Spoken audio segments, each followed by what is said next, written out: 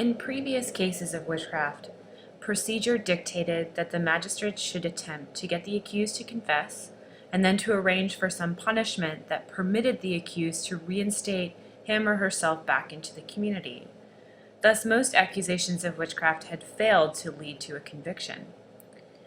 Often, a threat by the magistrates forced the suspect to conform more closely to the expectations of neighborliness and quieted, for a time at least, the community's fears about that individual.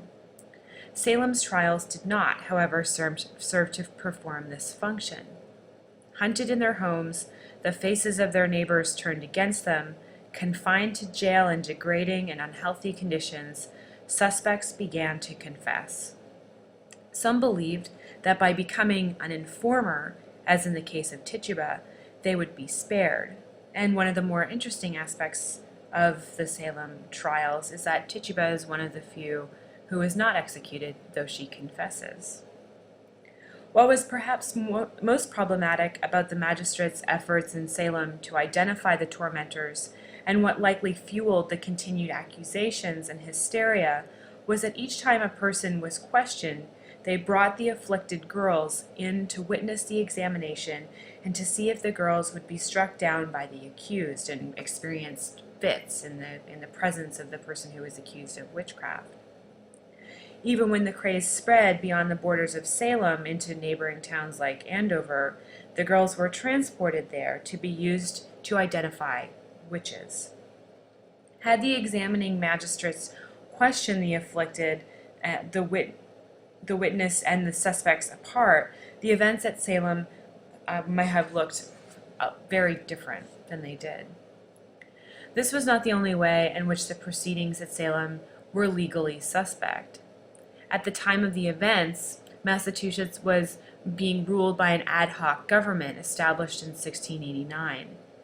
The previous government, overseen by the royally appointed Sir Edmund Andros, had been overthrown in response to the news of the Glorious Revolution and the overthrow of James II in England.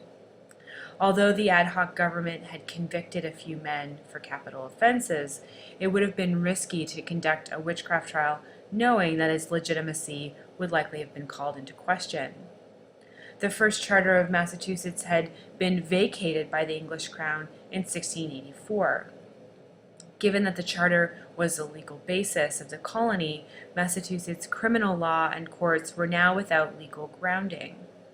Therefore, until the new governor arrived to organize a government under the new charter, there was little possibility of proceeding to try anyone who had been or might be accused. The magistrates in Salem turned to the new governor of the colony, William Phips, for help. Yet even after Phips arrived, the proper course for trying the accused remained unclear. The new charter mandated that the laws of Massachusetts conform to English law, but formal rules of evidence in criminal trials had not yet been established in English law, as I mentioned in our last class. In response, the governor created a special court. The events at Salem were no longer just a local concern, they were now also a colonial concern. Ironically, this special court created by Phips was itself an illegal body. Under the newly issued charter, only the legislature of the colony could create a law court. But as with most things involving the trials of Salem, it would seem that expediency trumped legality. Phips' priority was not so much ensuring that justice was served as it was from reestablishing order, and to do that as fast as possible. When Phips had arrived from England on May 14th, 43 people had been accused. By June 6th, the number had reached 68, an escalation that likely drove Phips to even greater urgency to resolve this crisis.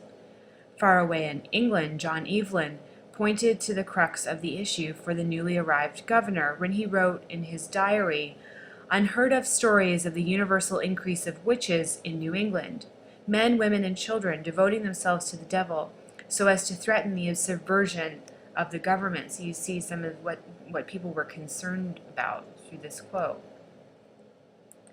For the judges sent to Salem, the issues of proof and evidence loomed large. How could the judges determine whether the girl's claims of spectral visitations were credible? This was a question many outside of Salem were grappling with.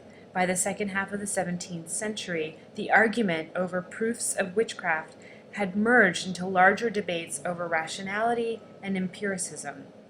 For help on these questions, the judges appointed to the court turned to Cotton Mather, a powerful and influential minister. Mather was convinced that in Salem a horrible witchcraft had been uncovered, and was instrumental in convincing the judges to accept spectral evidence at the trials. This meant, in other words, that the afflicted girl's claims that some invisible ghost of the defendant was tormenting them could be admitted as evidence of witchcraft, even if the defendant denied it and professed their own strongly held Christian beliefs. The best evidence, advised Mather, would be an open confession, but sometimes even a confession should not be believed. Mather also warned against the use of torture. He may have been aware that as accusations spread into outlying town, the magistrates had occasionally sanctioned torture, like tying suspects' necks and heels for hours on end to elicit several confessions. Tituba had also claimed that she had confessed after Paris had beaten her. The first defendant brought to the trial was Bridget Bishop. As early as 1679, her neighbors had suspected her of witchcraft. It was alleged that her specter had often invaded the bedchambers of adult men, hopping around the room or sitting on their chests.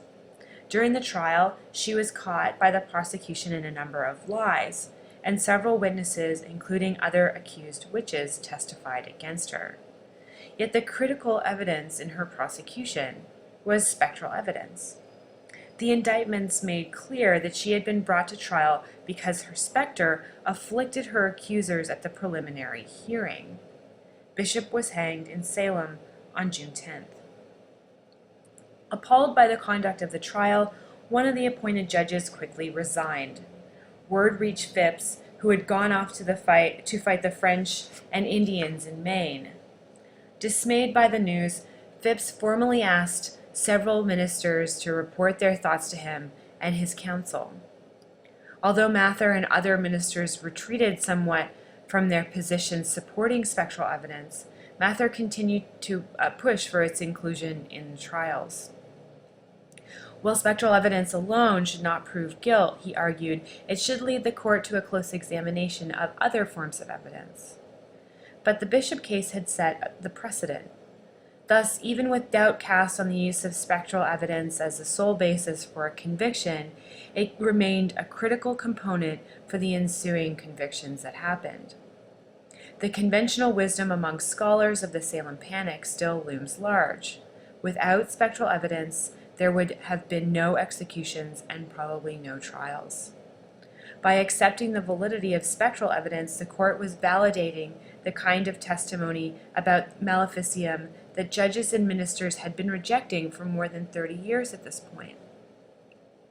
It is also worth noting the importance of the judges in dictating the outcome of these trials. This, of course, was not unusual. Unlike modern trials, judges in the early modern period played leading roles, questioning witnesses themselves and pressuring jurors to come to a certain conclusion. The importance of judicial intervention is most striking in the case of Rebecca Nurse, who you will recall we discussed a little bit earlier in this lecture. The jury found her not guilty. This verdict might have had an impact beyond her own case, for she was, unlike those previously convicted, a woman with a strong reputation in her community and a church member who was in full communion. In other words, had she been acquitted, it might have set a precedent that a good reputation could counter spectral evidence. The court intervened, however, pointing to a statement by Nurse that 2 witches turned informants had claimed she had made. Nurse supposedly said, "What do these persons give in evidence against me now? They used to come among us." For the chief judge, this statement could only mean that Nurse had admitted that she too was a witch. Some of the jurors asked to retire to reconsider their verdict and eventually reversed itself and found her guilty.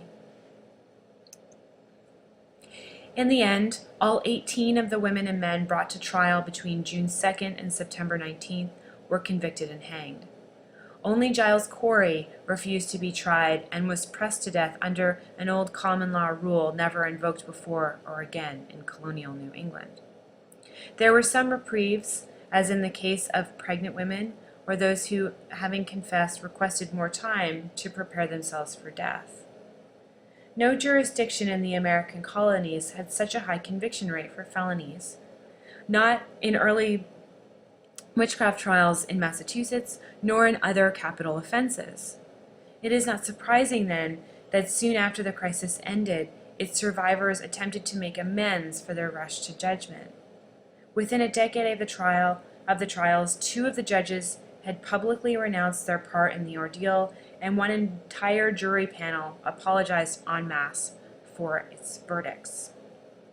Most strikingly, in late August 1706, Ann Putnam, Jr., whose testimony had been instrumental in the convictions of many of the accused, stood before the congregation in Salem Village and asked pardon of all of those whom she had hurt.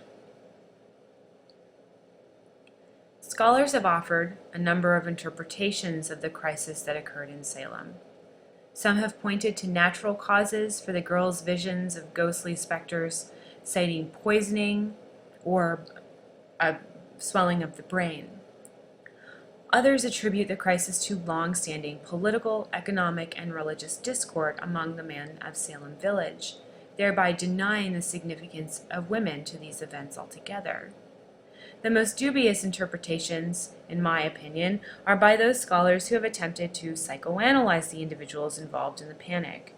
Some, for example, have blamed the oppressiveness of Puritanism. Marion Starkey, whose work some of you may know, begins her analysis of the Salem witch trials with a description of Betty and Abigail. Of Abigail, she says, placed in a less rigid society, she might have been a fun little girl, but not here. Too much of her native gusto had been repressed by an environment as confining to her spirit as her neat long gown was to her coltish legs.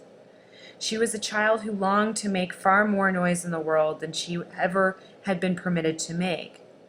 When of a Sabbath she sat in meeting, raising her eyes to her uncle standing black and impressive in his pulpit, she often quite simply and earnestly desired to yell. Now, this, in my opinion, is not the most rigorous of historical explanations for why the events at Salem happened and the way that we did and the way that they did. Granted, one of the tasks that as historians we are faced with, particularly among those who work in the early modern period, is attempting to recover the voices of the subjects of our study. This is true particularly for historians of colonial America who hope to recover the voices of Indians. Indians, of course, did not have a written language, and therefore there are no written records from their perspective that we can consult. But this is not the same thing as what scholars like Marion Starkey have done in the case of Salem, which is to read too much into the motivations of the young women for their accusations.